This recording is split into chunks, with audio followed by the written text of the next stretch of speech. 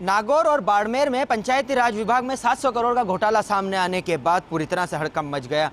पंचायती राज मंत्री रमेश मीणा ने first India से खास बातचीत की और इस पूरे मामले को लेकर विस्तृत जांच का आश्वासन भी दिया। फर्स्ट इंडिया पे खबर प्रसारण करने के बाद पूरे मामले को लेकर पंचायती राज मंत्री रमेश मीणा गंभीर नजर आए। इस पूरे मामले के अंदर एक विस्तृत जांच कमेटी गठित करने का निर्देश भी दिया। साफ तौर पर मंत्री ने फर्स्ट इंडिया से एक्सक्लूसिव बातचीत करते हुए कहा कि इस पूरे मामले की विस्तृत जांच करवाई जाएगी और जो दोषी होगा उनको बख्शा नहीं जाएगा। यही कहना है कि मुख्यमंत्री अशोक गहलोत और उनकी एक ही नीति है कि जीरो टॉलरेंस के ऊपर काम किया जाए। जो पात्र व्यक्ति हैं उनको लाभ मिले, जो अपात्र व्यक्ति हैं उनको लाभ नहीं दिया जाए और जो अधिकारी भ्रष्टाचार करते हैं उनके खिलाफ सख्त से सख्त कार्रवाई की जाए। दोनों जिलों में हुई प्रारंभिक जांच में ये घोटाला 700 करोड़ तक पहुंचा है। उम्मीद की जा रही है जब विस्तृत जांच होगी तो ये घोटाला कई गुना बड़ा होगा। अखिल भारतीय कांग्रेस कमेटी के सदस्य और राजस्थान क्रिकेट एसोसिएशन के अध्यक्ष वैभव गहलोत आज जोधपुर प्रवास पर रहे।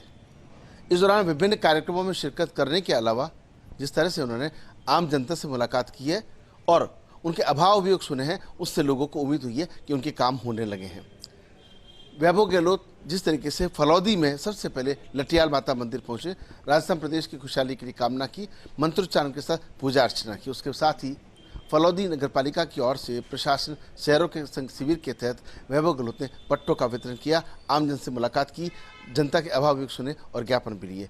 उसके बाद वैभव गहलोत ने ओम जोशी का स्वास्थ्य पूछने के बाद में एडीजी अनिल पालीवाल के निवास पर पहुंचे, जहां उनके पिता के निधन पर संवेदनाएं व्यक्त की। इस दौरान वरिष्ठ आईएएस अधिकारी सुनील पालीवाल, जो कि अनिल पालीवाल के बड़े भाई हैं, उनसे भी उन्होंने संवेदनाएं व्यक्त करने के साथ में चर्चा की। उसके बाद वैभव गहलोत सीधा जोधपुर पहुंचे, जहां हाईफो हीरो जो नामकरण मार्ग का नामकरण था, उस कार्यक्रम में शिरकत की, जिसमें शहर विधायक मनीषा पंवार भी मौजूद रही, समाजसेवी शतान सिंह साखला भी मौजूद रहे।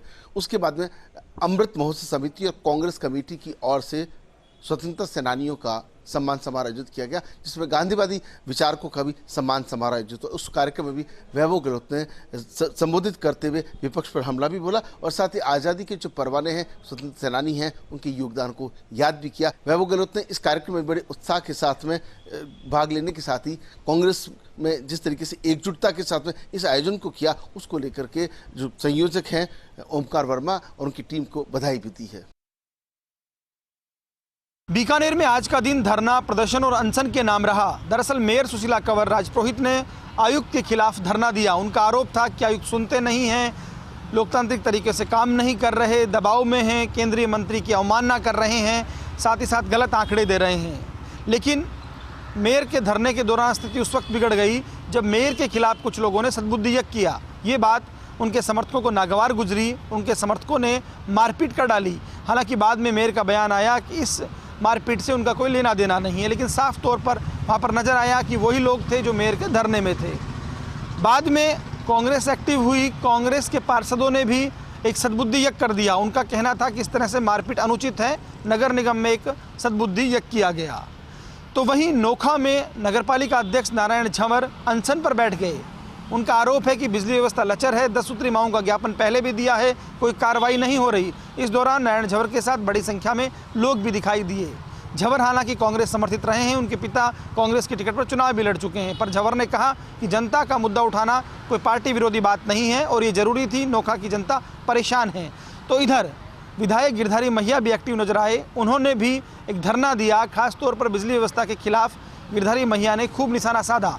तो कुल मिलाकर कहा जा सकता है कि जैसे जैसे चुनाव नज़दीक आ रहे हैं या ये मानिए कि साल ख़त्म हो रहे हैं सरकार के, जनहित के मुद्दों पर अब नेता एक्टिव नज़र आ रहे हैं और अपने अपने तरीके से विरोध प्रदर्शन कर रहे हैं।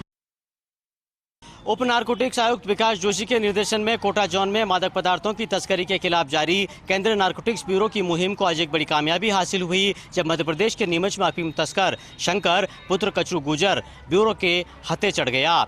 शंकर के पास से ब्यूरो को 6 किलो 120 ग्राम अफीम बरामद हुई है, जिसकी अफीम के अवैध बाजार में कीमत करीब 10 लाख रुपए बताई जा रही है। उप नारकोटिक्स आयुक्त कोटा विकास जोशी ने बताया कि इस पूरी कार्रवाई को केंद्रीय नारकोटिक्स ब्यूरो प्रतापगढ़ के एसपी दीपक दुबे अपनी टीम के साथ हेड कर रहे थे।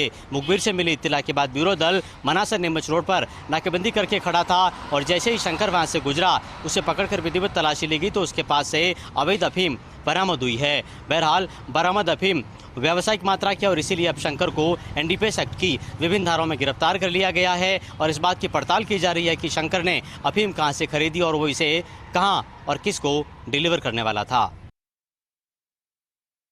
मुख्यमंत्री अशोक गहलोत की ओर से अवैध खनन को लेकर जीरो टॉलरेंस की नीति अब डूंगरपुर पुलिस में काफी कारगर साबित हो रही है।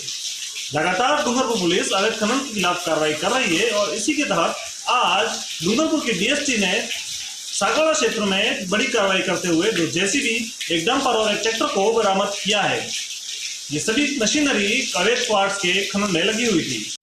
डूंगरपुर एसपी राशि ने बताया कि अवैध खनन के खिलाफ अभियान लगातार चलाया जा रहा है। इसी के तहत सूचना मिली कि सरोदा थाना क्षेत्र में क्वार्ट्ज पत्थरों का अवैध खनन किया जा रहा है। इस पर डीएसटी के ASI Harishchandra, head constable Arvind Singh, Rajkumar, constable Rakesh Kumar, Ankit Trivedi और लक्ष्मण सिंह सहित भूपेंद्र कुमार की टीम ने सरोदा थाना क्षेत्र में दबिश दी। कराड़ा के डामोरवाड़ा और कराड़ावाड़ा में दोनों जगहों पर अलग अलग छापेमारी में बड़ी सफलता हाथ लगी है। दोनों जगहों पर जैसे क्वार्ट्ज पत्थरों का अवैध खनन चल रहा था।